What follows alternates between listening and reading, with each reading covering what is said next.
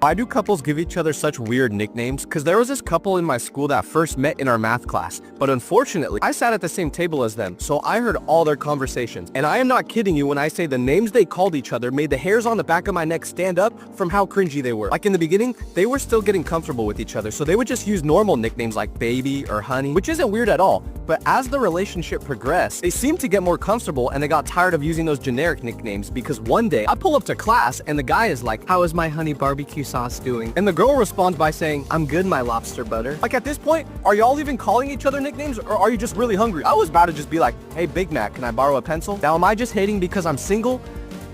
Yeah.